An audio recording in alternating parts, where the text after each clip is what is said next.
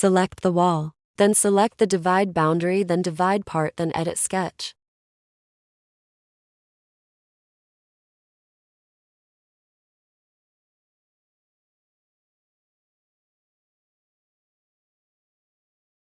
Select the wall.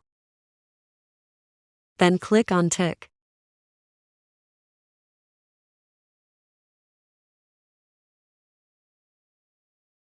Then go to Property, then uncheck the Material by Origin option. Select the material option. Select the material you want.